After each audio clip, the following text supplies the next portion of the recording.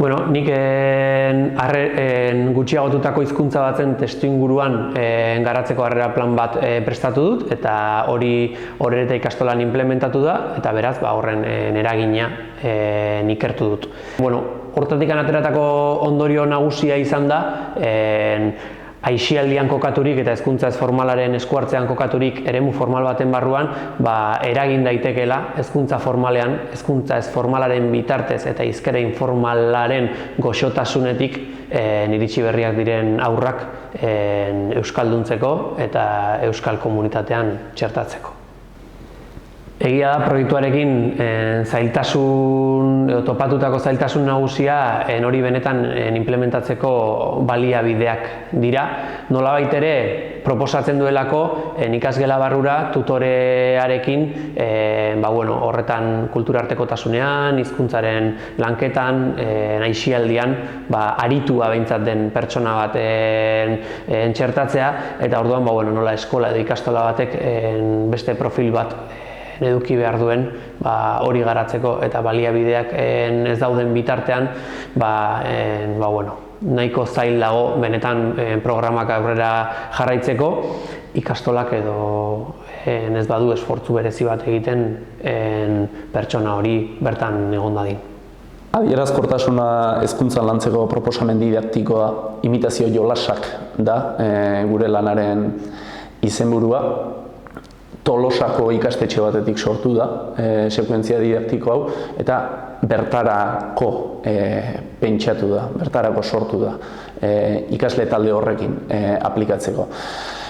Nabarmena da, kontu orokorra da, ikasleak ez direla, gaztetxoak ez direla gai adierazkor euskeraz aritzeko. Euskerak ez die balio eguneroko behar funtzionalak asetzeko. Orduan, ahozkotasuna irakasteko zailtasunak daudela kontuan hartuta, guk proposatzen dugu hiztun onak, hiztun eredugarriak, hiztun adierazkorrak, kalekoak izatea irakasle lanak egingo dituztenak. Orduan, grabatu ditugu hiztun onak, adierazkortasun pasarte batzuk grabatu, eta asmoa da ikaslei hoiek imitaraztea, hoiek imitatzen jartzea, nolabait ere, ikas dezaten euskeraz adierazkorrago nola izan, eta pasarte horietan askotariko adierazkortasun baliabideak landuko dituzte, ludikoki, lehiakutsuarekin, eta labur esan da, xeletik esan da hori izango litzateke gure lana.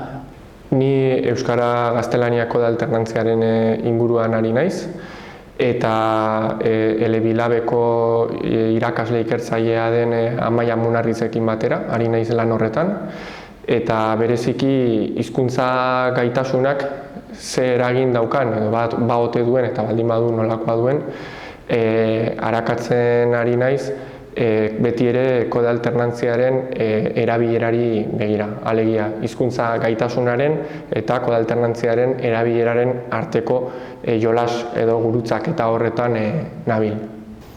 Nirea lan monografikoa da, eta orduan 2024ko otsailera arteko epea daukate hau lan hau gurutzeko, eta bidean dagoen lan bat da, orduan, eta behin-behineko emaitzak ateratzen nabil, oraindik falta da zehaztea, oraindik falta da gehiago arakatzen joatea eta azken hausnarketak eta egitea eta txostenera pasatzea, hori guztia.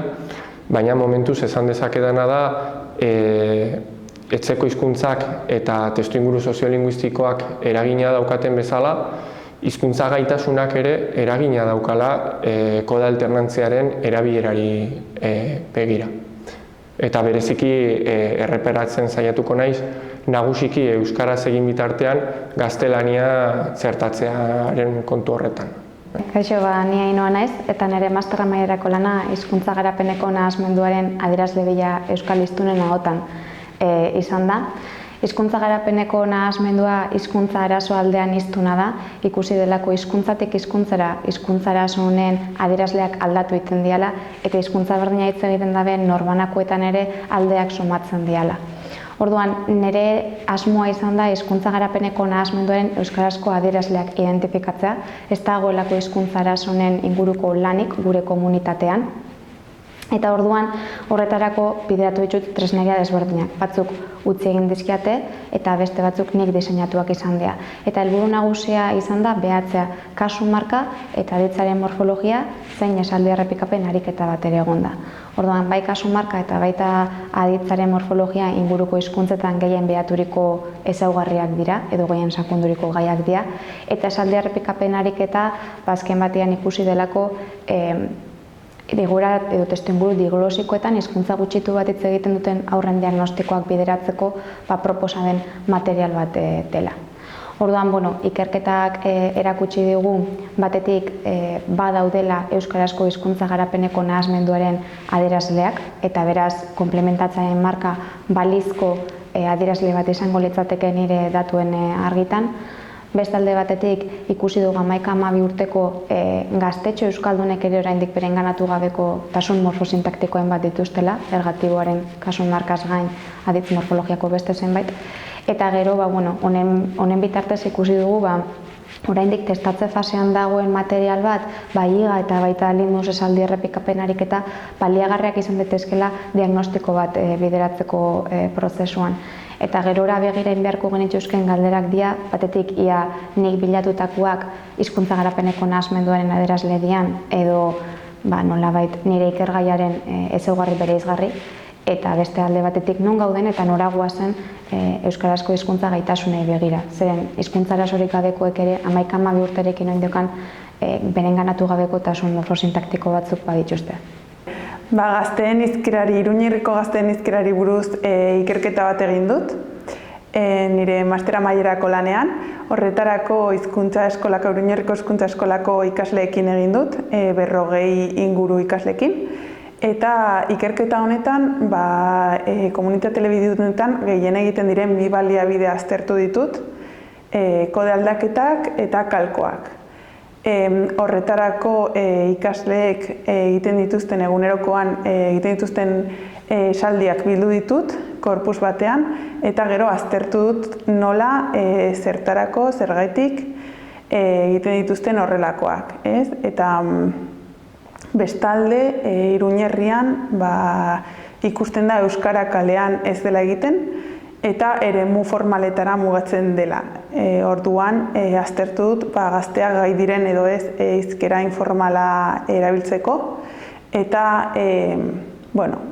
hori lantzeko ere eta ikertzeko inkesta bat bidali diet ikasleei eta gainera hau lantzeko kajut bat prestatu dut eta gainera hainbat bideo jarri dizkiet hizkera informalari buruz. Ikerketa honen bidez hainbat ondorio atera ditut. Alde batetik gazteek Iruñerrian asko erabiltzen dute kode aldaketa eta kalkoak batez ere gaztelaniaren eraginez. Eta gainera hizkuntza informala erabiltzeko gai ez dira eta horretarako gaztelaniara jotzen dute. Orduan hemen kontua da, euskararen erabilera Iruñerrian ikusita, hain urria denez ikusita, kontua da eta galdera da bilatu behar dugun euskara perfektua edo bakarrik euskara bilatu behar dugun. Eta nire ustez, lehenengo pausua da euskara erabiltzea eta euskara sustatzea eta gero gure buruarekin hausnarketa egitea eta ikustea gure euskara ona edo ez den eta behin erabilita hori, gure euskara hobetzea izatea helburu. Nik aztertu dut behasaingo gazteen hizkera, eta behasaingo gazteen hizkeran bereziki fokua jarri nahi izan diot kode alternantziari. Kode alternantzia da, aurretik ere aipatuko zuten bezala, bi hizkuntza txandakatzea, hiztun berak eta diskurtso berean. Eta beraz, horri harreta jarri nahi izan diot, eta horretarako pentsatu dut egokia litzatekeela testu inguruaren eragina aztertzea. Eta horretarako testu inguruak nola eragiten duen aztertzeko, korpusa bildu dut bai lagunarteko elkartrukeetan eta bai familiarteko elkartrukeetan. Eta konparaketa bidezko azterketa izan da egin dudana. Lagunarteko bi elkartruke eta familiarteko bi elkartruke bildu ditut korpusean, eta horien arteko konparaketa baten bidez azterketa burutu dut. Eta horietan kode alternantziaren kasuei jarri diet arreta, eta ikusi dut testuinguruak baduela eragina, hori izan da nire lanaren ondorio nagusia, eta gehienetan lagun artean askoz kode alternantzia kasu gehiago agertu zaizkit familia artean baino.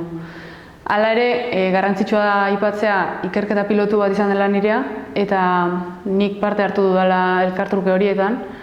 Beraz, alderdi metodologiko hori berrikusteko edo buelta batzuk emateko geratu zait, hurrengo baterako.